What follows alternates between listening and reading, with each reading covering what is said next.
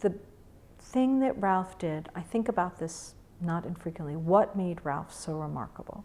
So Ralph was brilliant. Lots of people here are brilliant. He worked incredibly hard. Everybody here works incredibly hard. All young scientists. You're not in the game unless you work incredibly hard. But what Ralph did was Ralph questioned everything. He saw what was before him. He didn't accept dogma. So he looked and he saw what had been there all along that nobody else had seen. And my favorite story about that is Galen, the great anatomist of Rome.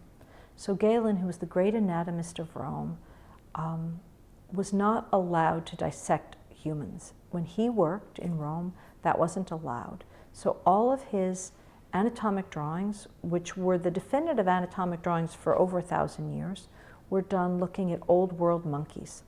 So fortunately, humans and monkeys are pretty alike when it comes to the inside anatomy, but not identical. So the monkeys that he was dissecting and representing have a 3-chambered heart. So he drew the heart as being a 3-chambered heart because that's what he saw. About 200 years after his death, Rome was really declining, and not only was dissection allowed, but vivisection was allowed, and the anatomists were now looking at human specimens.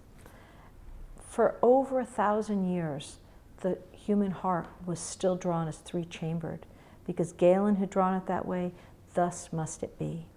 People were looking at a 4-chambered heart and drawing 3 chambers because they thought that Galen was right, not what they were seeing.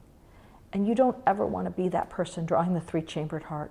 You want to be looking at the data before you with as little filter as you can imagine, and to spend the time and really open your mind the way Ralph did, because I think that's really what made him so remarkable, was he saw what was before him and then he believed it.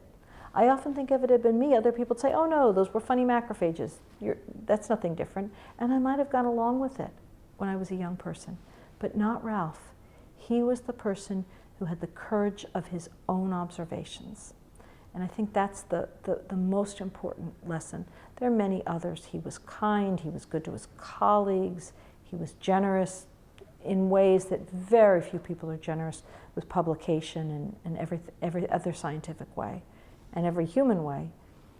But the single piece of advice is look at your data and believe what you see before you. That's the privilege we have as scientists.